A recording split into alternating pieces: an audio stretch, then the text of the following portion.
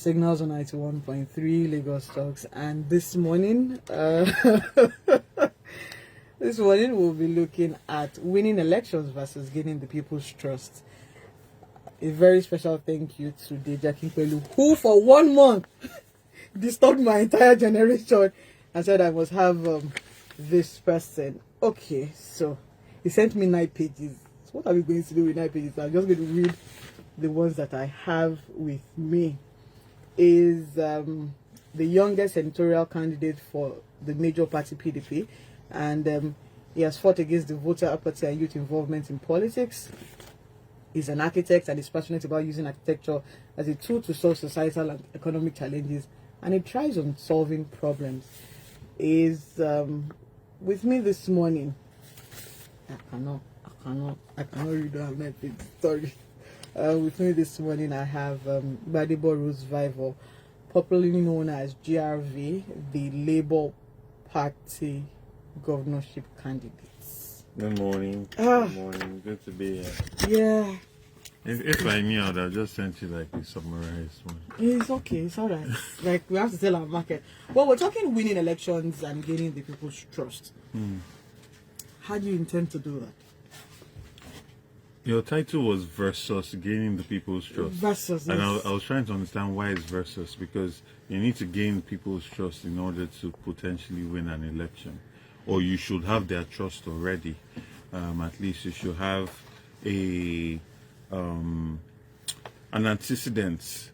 You know, people should be able to look back at your antecedents and be able to say that, you know, we can trust this person as a leader to represent our interests, and that puts you in a better position to be able to win elections.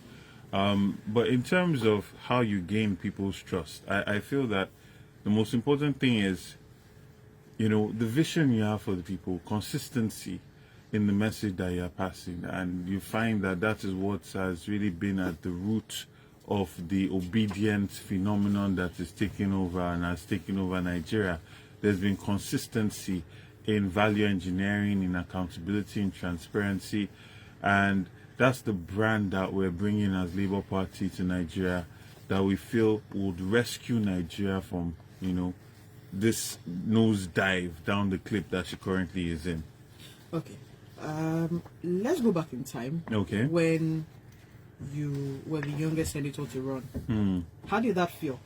It was amazing. It was amazing, and I'm very grateful to the PDP at the time for embracing me at 35 to run for the largest senatorial district in Nigeria by population, 10 local governments, some of the most intense local governments in Lagos. I mean, Ajegunle is there, Mushin is there, Alimosho is there, Fakojaya, Agege, you know.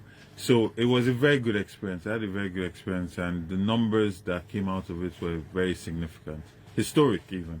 And to also, the icing on the cake was that was done for the first time. The PDP was not in control of the center.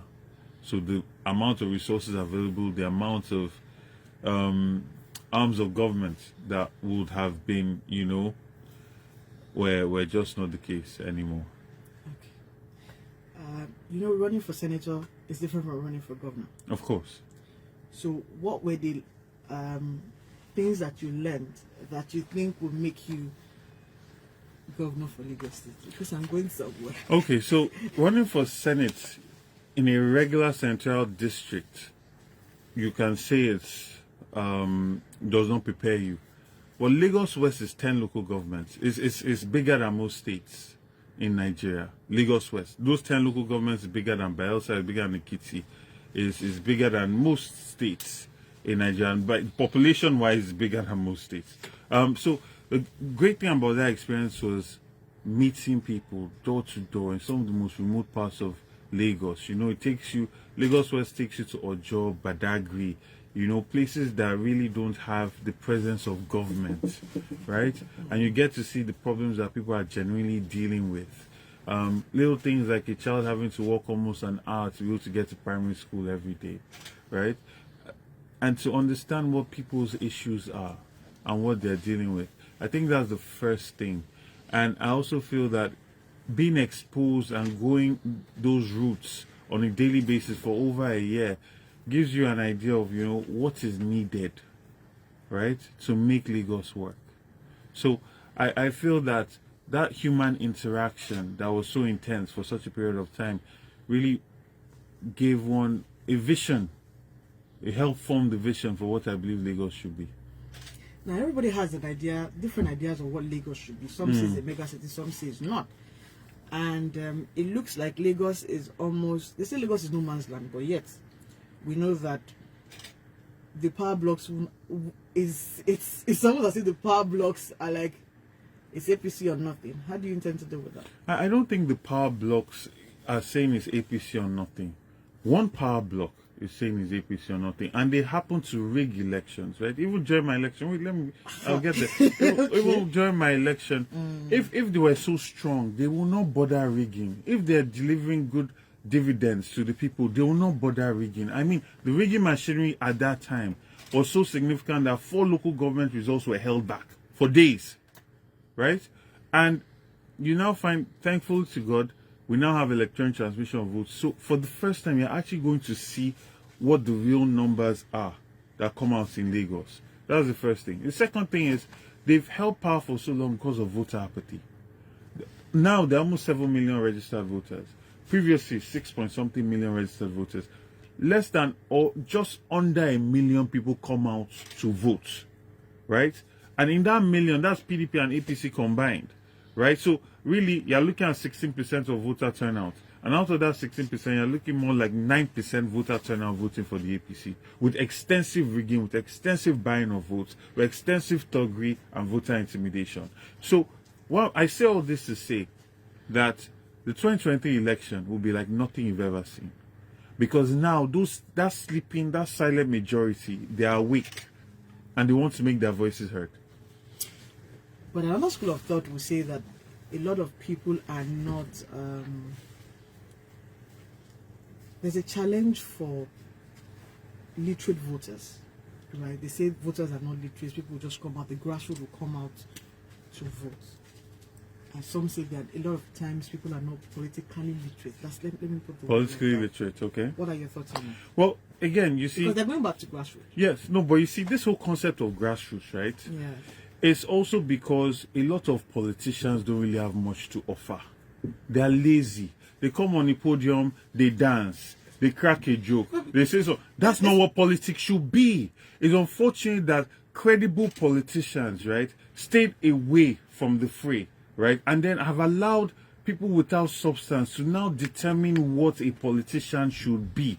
I mean, back in days of Awolowo, people like Lateef Jakonde, yes, they might crack a few jokes, but they were about the manifesto, they were about the vision, and you saw it in the way they were able to deliver. Right? You see, and now Nigerians, they have to decide, in parlance, regular parlance, they say choose your hustle. You cannot just want somebody that is funny or is like of you, but does not have the mental or cerebral capacity to be able to deliver good governance. Right? The people that should be leading should epitomize excellence. And you see it in England, you see it in America, the quality of education, the quality of exposure that their leaders have. Right? If you just want someone that is like you, the person will represent you like you, and your country will remain mediocre. I mean, there was a time where everybody was saying that, they don't care if so-and-so president presents a NEPA certificate, they will still vote for him. Well, now you voted for him with a NEPA certificate, and he has ruined the country, right? So what I'm trying to say is that we are redefining and recreating our own voter demographic now. You see, Senator Asiwaju Bola Ahmed Tinubu, he created his voter dynamic. He empowered the unions. He empowered the Iyalodjas. He empowered the Babalojas, right? He empowered the NRTW. We are coming with our own voter dynamic, voter demographic, right? So while we are looking at that, yes, grassroots is good. It's very important, right? But there are many people in the grassroots that go to work and go to school and want and care about vision and are having ideas of what a new Lagos can be, and they don't want to come out and get 500 naira, 1,000 naira, right? Do you think the people understand good governance? Do you think the people want good governance? I think majority of people understand good governance. They've just not been inspired enough to come out, right? They've not been inspired enough to be bothered to get their voters' cards, and that has changed. That has changed. And for a long time, I've campaigned and said, the the middle class, the upwardly mobile, people that believe in dignity of labor, they are the custodians of democracy because they don't vote with their stomach. They vote with their mind and they vote with an idea of what the future should be. And if you only care about today, you have no business in conversation about tomorrow. So the custodians of democracy are those people that can say they're coming out, they don't need your 1,000 naira, right? Unfortunately, most politicians have not campaigned to them enough to get them to come out. So, and that has changed. how do you intend to make people vote for you? How do you intend to do that? You're a politician, yeah, like every other person. Right? I think I'm a different type of politician. I will not agree that I'm like every other person. No. I'm not. First of all, politicians want to win. Yeah, you want to win. Office is attractive enough for anybody to say, okay, they want to vie for a post. Yes. Right. So what are you going to do differently? Well, our campaign is different. The people we are targeting is different. Our messaging is different, right? We're coming from a cerebral angle because we believe that the quiet majority in this country, in Lagos State especially, Lagos State is one of the most sophisticated states in terms of cosmopolitan people that live here. The amount of people that have financial earning power that can come out and say, you know what, it's not just about your tribe. It's not about your religion. It's about the ideas, the vision that you have for Lagos State. If there's anywhere that can happen, it's Lagos State, right? So our messaging is trying to target these people. We are not just focusing on the markets and the unions and fishing from that same pond that all the political parties have always fished from. We are bringing a whole new group to the table, right? That's our mission, right? And we're still bringing the ones that are constantly voting. We're bringing those ones to the table as well. So that's the message. And the message is also showing, marshalling out a vision, showing consistency in that, and redefining what it is to be a politician. Because you see, most of the people that mean well for Lagos State, right, they just look at their onlookers. They're onlookers. And they're onlookers because they've not really seen anybody that represents them or represents their interests. People say they don't trust government officials. And that's why I said winning elections versus gaining the people's trust. A lot of times when people, just like saying that, vote for me, I'll do you X, Y, Z. And I know that you won't do it for me, but you have gained my trust to be able to give you my vote. Now, a lot of times they would not, the people are like, okay, let's still vote the same people, because why would they choose somebody else? Why do you think that is that for them? Well, it depends on the kind of people you are talking about. We're talking about the general mass market. Okay, so what is it? Wait, I think we need to. Who just want the basic, and they can't even get the basics. Yes. And so they'll keep going for the people that they know versus the people that they don't even know. Okay, so we need to understand something, right? Yes. You get the leaders you deserve. Yeah. You get the leaders you deserve. A politician or the politician that emerges, right, is a reflection of the people that take politics seriously. Right? So if the people that take politics seriously don't care about light supply, don't care about this, they also want you to come and sing and dance with them and give them 1,000 and they'll be happy, you will get the leaders you deserve. Because those leaders will go back and be like, these are the people that put me in. They don't really care about all of this. So you just see small incremental progress, right? But when people say, you know, we want a visionary leader, right, then they also have to get involved. Because politics should not be the game of the politician. And that's unfortunately what has been in Nigeria. The people have left politics. Politics is too important of a thing to leave to just politicians. The people should set the pace. And that's what's happening in Nigeria today. The people are saying, this is what we want. And you see the way the energy is moving. And that's why a certain caliber of politician is now coming up. It's the people. If the people still insisted that they want someone that can buy votes, that has thugs, that has the boys, can laugh and dance with them, then you will not be hearing, the obedient phenomenon will not be what it is today. The people ultimately determine the direction of our politics, or they should. If they don't, then you'll find politicians just come up and use money to buy that direction and set that pace. So why are you running for governorship? Because I believe that it's time for Lagos to have a visionary leader without the encumbrance and the baggage that prevents the execution of projects in their interest, right? A leader that can put them first in terms of everything, quality of education, quality of healthcare that you get, creating urban renewed spaces and sustainable spaces, so everything is not centralized, right? We want sustainable spaces in Ikorodu, so if you're in Ikorodu, you don't really have to come out of Ikorodu, right? Except it's important, right? Self-sustained urban regeneration in every local government and empowering the local governments to actually start to do what they are supposed to do. So, now, Badibo has won the governorship for Lagos State, right? So what are the first 4 things he's going to do? The first 4 things: 1, we're going to prioritize transportation, extremely key. And that transportation is going to be a systematic thing. Transportation, drainage of Lagos State, and our infrastructure. They have to go hand in hand, right? That's the first priority. Second priority that we're going to tackle is human capacity development, because of the amount of youth that we have in this country. They're leaving. They're leaving. Yes. And there are more coming. They're constantly coming. See, Nigeria is forecast to have a 400 million population. At the point we are exporting human beings, but we are still producing them, right? The point is, Lagos State, no matter what all their jackpot, there will still be over 20-something million people in this state with the smallest footprint. And these people need to be catered for. They have to have the capacity to be able to earn a living and not just stay on the road and be collecting money from people or be harassing people or be kidnappers and so. So we need to create a system that absorbs them, gives them the skill. Lagos State is known for services. Unfortunately, you are building a house in Nigeria today, in Lagos today. You want good finishing, you're importing people from Togo, from Cotonou. The service industry needs to be developed. People need to have that quality of skill.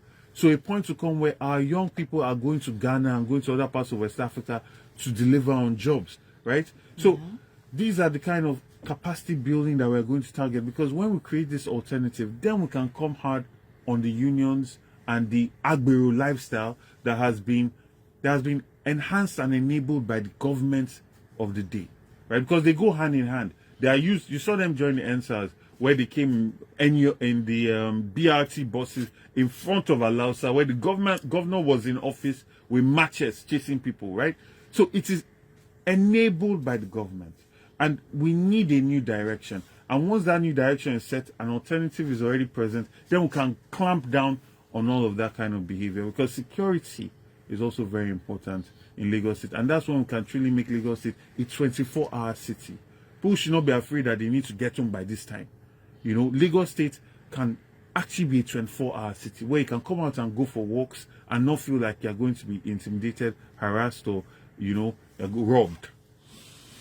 While I see the vision, while you see the vision, while I see the passion in your voice, yes, right, I am worried about. It's one thing for us to plan. It's another thing for execution. Yes. Right? And it signals on 91.3 Lagos Tracks. We're talking winning the elections versus gaining the people's trust. If you have questions or comments, send us a WhatsApp 009-234-5913 or call us 0151519113 or 0151509113. WhatsApp 009-234-5913. While I understand and see the passion in your voice and what you do, is one thing to plan, is another thing to execute. And again, you're coming against people who have been in the system for years, right? Conversations will go that Asiwaju will not release Lagos for anybody. It's been while we have good intentions, yes, there's good intentions, but again, there are things that you need to fight against. What do you intend to do with that? Because every time I have conversations with people and we're like, oh yes, we want a new Lagos, we want this, we want that. History, you see, this is where history is very important. Asiwaju is nowhere bigger than the British Empire. Wait. Okay. You understand? Asiwaju is nothing compared to the British Empire. There was a time where the Empire of England, the sun never sets in it. And some young people got up and said, you know what? No. We want our rights. Right? People like Herbert Macaulay, they got up and they fought for it. Today now, when you are talking, you're not even imagining those people anymore. There was a time where the military, Asiwaju, Senator Ahmed Tinubu, is nothing compared to the military. right? Because then, wait, the military, they're killing people. So, right? so it's not even about him. We're talking about The system. gatekeepers. Yes. They were a system. There's time and seasons in the affairs of men. Whether they like it or not, there's a time and a season. There was a time where it was all about the military. Okay. Today we are not even talking about them anymore. Nadeko fought those people, right? Which is one of his claims to fame, right? Now we are not talking about them anymore. Now we are talking about the people that replaced the military. And their time and season also is coming to an end, right? So there's a new group of people. There's a change of guards that's about to happen. And you see it with the energy in the air. Now, the point is, when we get in, are we now going to behave in the way of the people that we're fighting? Or are we genuinely going to bring good governance to the people? That's the conversation. Now, when you talk about execution of something, I tell you that the fortunate thing that we have going for us with Labour Party is that it's powered by the people. It genuinely is. So there is no godfather that's going to be demanding of you 30% of these monies that are generating from IGR that should be spent on healthcare or spent on education, or appropriating lands, locking down trillions of naira in it, monies that could be sold, lands that could be sold at an affordable price to Lagosians and used to empower healthcare and education, right? Hold on. Hello, good morning. Hello? Good morning, can you hear me? Yes, I can. Your name and where you calling us from? This is Malik speaking from Western. Okay. Please speak up. Madam, Yes. I'm shouting. Okay, sorry. Go ahead. There's one thing we should say to ourselves. The worst thing any man can do is to lie to yourself. And when you lie to yourself, inside you, you know you are lying. Nobody will take as what Tinubu's right. But for me, Malik speaking, he has done his deed. If I was in his shoe, I will not come out. I will push somebody. And everybody knows the reason why. We should be sincere to ourselves. Okay. If he wanted Lagos to be as better as they said he wanted it to, do you think that the president that take over from Fashola will not do something for Fashola stopped? And the one after the one that took over now, what are we seeing? Are we not going backward? Good morning. Thank you. The numbers to call is 009-191-3913 or WhatsApp was 009-234-5913. We'll be made to believe that we're the leaders of tomorrow, but for a long time it has been difficult to achieve. Can we transition to a youthful governance? Now, while you were talking, it's okay that we have, if the office was not attractive, this is true, if the office was not attractive, would you still vie for that position? See, some people are called to serve. It's in their nature. You understand? My great-great-grandfather was the first African and Nigerian to be admitted into the Privy Council of Governor Bodilon's government. At that time, it was not about attractive. It was about service. My granduncle, when he heard that, Hitler was doing in Namibia, at 27, he joined the Royal Air Force. He died bombing Hitler in Germany, in Nigeria, right? There are certain people that is what they do. They serve. It's not about attractive. See, it's either you become one of the people that just complain and get on with it, or you do something about it. I don't have the capacity to just complain about something. I wish I did.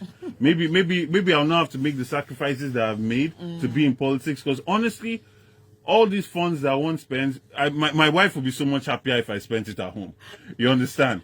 The time and you understand. So for me, fortune favors the bold, and like Plato said, if you don't participate in politics, you'll be ruled by people that are, I'm paraphrasing now, are inferior to you, right? So we need a Lagos state that we can be proud of. I'm an Indian of Lagos, right? So I want to see a Lagos state that people can say they love without saying but traffic, but yes, traffic, heavy traffic, all through but safety, but robbery, but insecurity, but no light. But no light.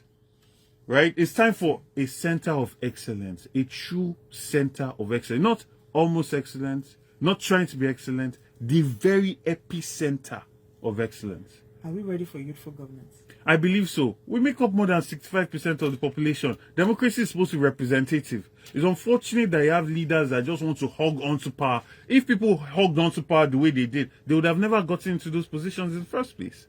And unfortunately, a lot of our young people have not stood up to their responsibility. Because power is not served a la carte. You have to take it, right? The Herbert Macaulays got up and fought to take it. The Nadeco forces got up and fought to take it. Even the military that were holding power for a long time got up and fought to take it. So now it's time for our generation to put in leadership that can respond to their needs and is attuned with it, right? Because, operating at an analog level in a digital generation is not really going to take this country far. And we are so far behind right now, and we are falling even more. Look at what our currency is doing. Right? Look at the level of unemployment. Hello, good morning. Hello. The numbers to call is 009-234-5913. WhatsApp 009-234-5913. Or call us 009-191-3913. When a tech-savvy generation where everybody, but tech is tech now, right? What would tech do differently for politics? Tech is connecting us in ways that we've never been connected. It's creating revolutions. The NSAS movement typified that fully, right? And tech, every generation has its tool, right? The Nnamdi Azikiwe, yes, there are two. Nnamdi Azikiwe and Awolowo, they had the newspaper, they had publishing that helped them spread their ideas, right? Prior to that, you had the boats, the vessels that allowed for colonization to happen, right? Because there's always a tool. Every generation, every group of people have their tool, and tech is our tool, right? As I'm talking to you now, I'm streaming on Instagram. You don't need to own a TV station for me to be broadcasting to a number of people, right? My TV station. I bet you get it. Don't worry.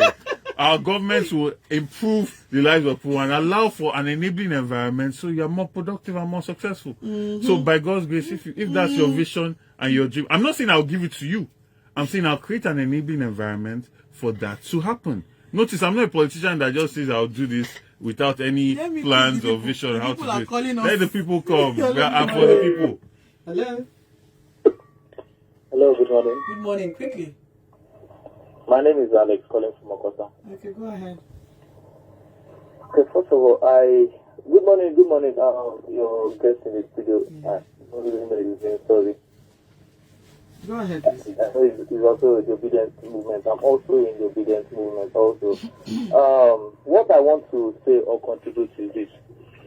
I could remember one thing that happened one time in the north, that there's a particular local government that the road was so bad that accidents was almost on a daily basis. The people rose up, they stood up, they went to the local government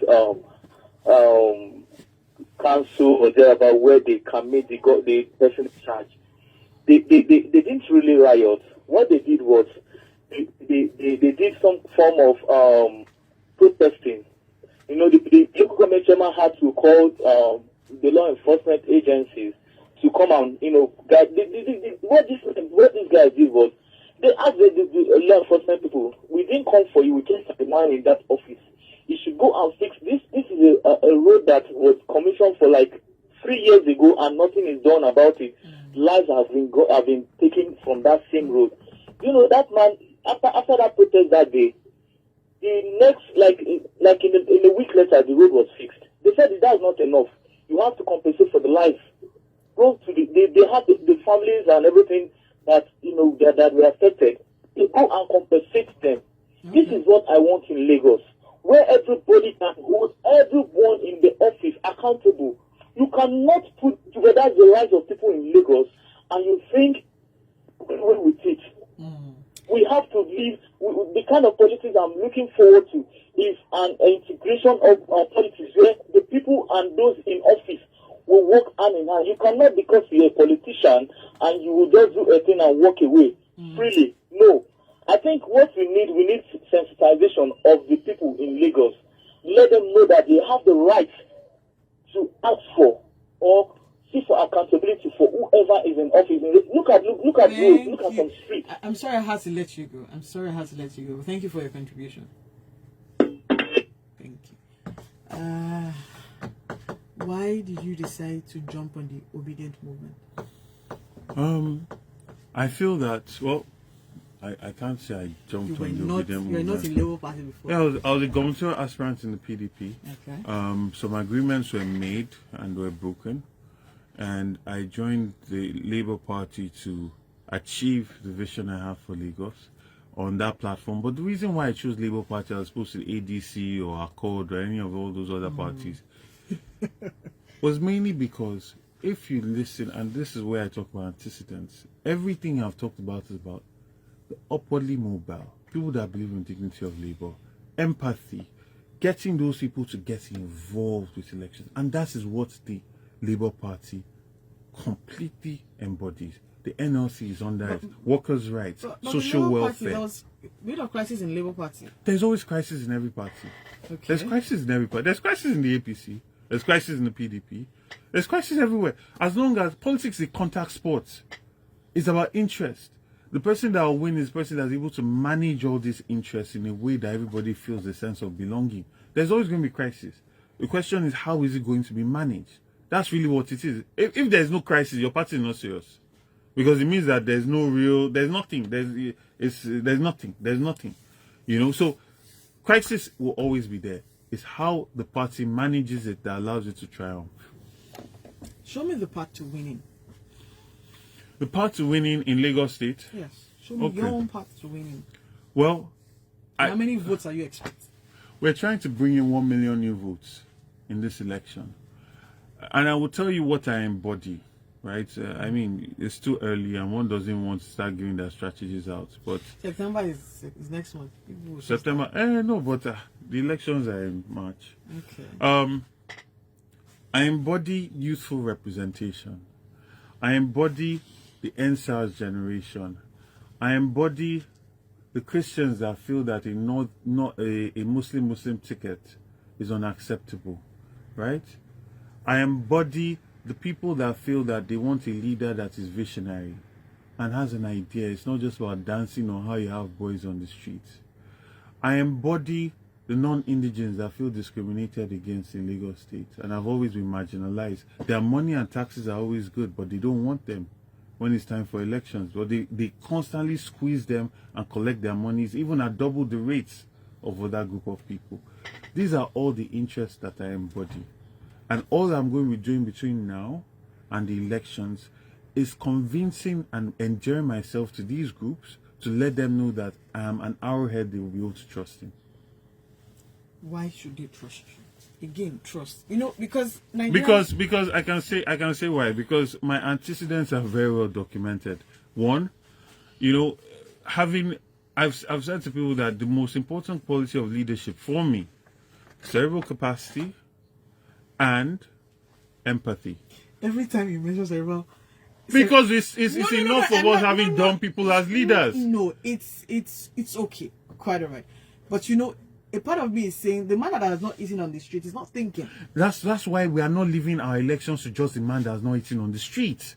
The fact democracy should not go hand in hand with poverty. That's why people keep making bad decisions, bad leadership that impoverish us even more.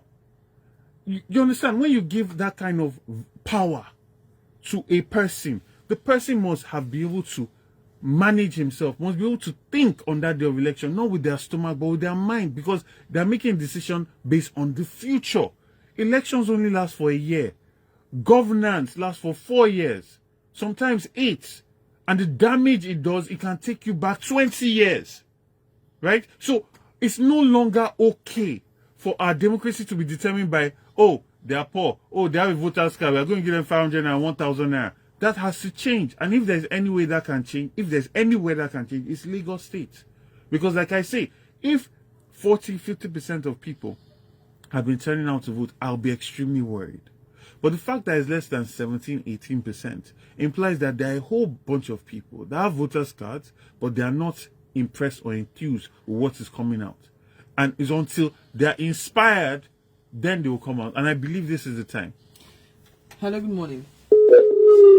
Please send us a WhatsApp message 009-234-5913 or call us 0151519113. Hello, good morning. Hello. Hello, good morning. Good morning. Your name or where are you calling us from? Quickly. Yeah, this is Chukwu from there. Okay, go ahead, please. Yes, I'm calling to wish him well on this journey. But the journey is not an easy road. Okay. It is not an easy road. But I wish him. I'm just calling to wish him well. Thank you Thank so you. Then, much. because of the conversation, he mentioned something about the people and the politicians. Yes. Yes, definitely the way I view politics is just about whatever you can do to get the numbers. It doesn't really matter how you think. It's just like somebody where it concerns money making. Money is just there. It's just there. Money is just all what you do to make the money and to become rich. That is just what money is all about. Okay. You know what I mean? So I think it has a whole lot of issues concerning politics. Then people too again. When it comes to that area of people and the politicians, people at a point people have a bus stop where it matters between the politicians and the people. What I mean is the primaries, okay, and that is the bus stop for the people. Now it comes to the matter of the politicians. So whosoever they give to us is who out. So it doesn't really matter whether he's the right person or he's the wrong person. At that point, people have no choice. Thank So you. these are the issues that need to be looked into. I think I still have. I don't want to My time conclude, is but up, there are thank you. many points I still have to make on this. Thank you. Hello, good morning. Call us back 009-234-5913. They are wishing you Can I add Yes, go something ahead. on that? You see, politics starts from joining a party, right? You should, when you feel that you are left without having a choice, then you should do something about it. Join a party in your ward, so you have a say in which candidate emerges, all the way from assembly, House of Reps, Senate to governor, even president, right? Join a party, you become a delegate towards elections, and you have a say. You have influence. You can convince people. The more a party is a reflection of the people in it. The ideology of a party is a reflection of the people in it. So, if people feel that they want to have a say in the quality of candidate that comes out, then they should join political parties. Hello, good morning. Hello. Hello. Good morning, quickly. Good morning, and good morning to your wonderful guest. Yeah. Your name and where are you calling us from?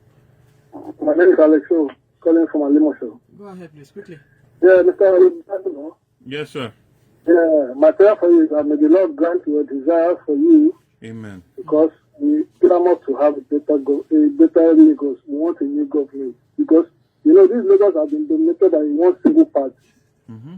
And we know how we were brought up in this Lagos, how it has been. And the changes we have seen, that is not even making people even confident. I pray that the Lord will make everything turn in your favor. Amen. And please, one thing I want to ask is, when you get this power, are you saying you are going to do exactly what the people want? Because it is with the same. Emo.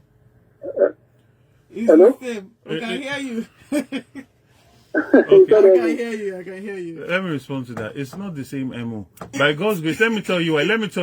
By God's grace, that I will form a government in 2023 is solely based on the people. Because we cannot outspend either of these parties. We cannot out-thug any of these parties. It's the people that are rising to say, this is what we want a better fresh air in Lagos State, and they will put you in power. When the people put you in power, you know that to stay in that power, you must serve the people. The issue is that most politicians buy their way into office, and then people say expect them to be servant leaders.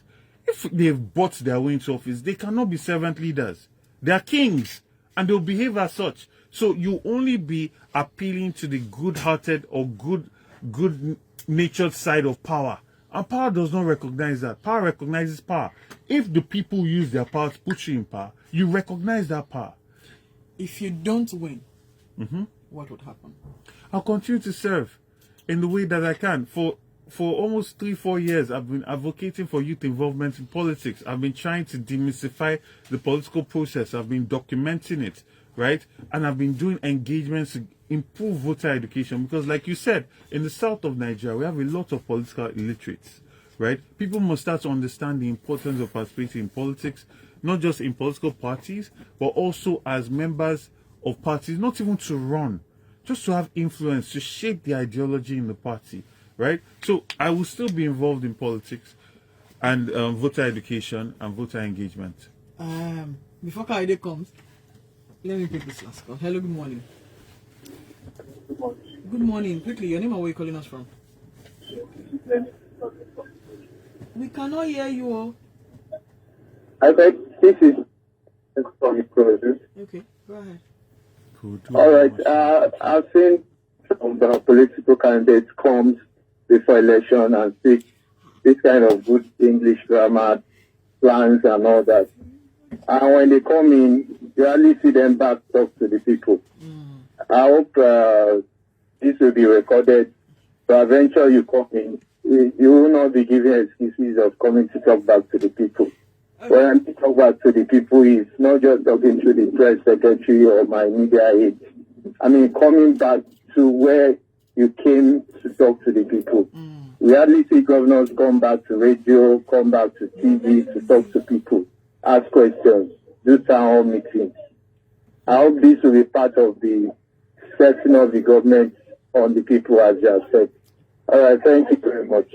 Thank you. And that's a brilliant contribution. And I do hope you have a voter's card because I firmly believe that you don't make policy for the people. You make policy with the people. And that's why there's so much noise about, oh, Lagos State has done this, Lagos State has done that. But the uptake of these policies are always very poor, right? Because they just planned in Alausa and did something, usually to generate a lot of money for themselves. But the point is, if you plan with the people, like you said, stakeholder engagement, town halls, really know what people need and focus on prioritizing that and executing it. And that is the whole point of project delivery, which is something I'm passionate about. My time is up, right? Thank you so... No, you enter into my time, so let's not be arguing. Thank you so much, Jeremy. Thank you. It's good to be here. I'll hand you over to Kayode when he will ask you the much more harder questions. This one is just soft landing. Anyway, either way, I'm ready. Okay, then. Till we come your way again next week, Saturday, as we always see on Signals, dream again, create opportunities for people. And because people will be people, keep creating opportunities. Have a wonderful weekend. God bless.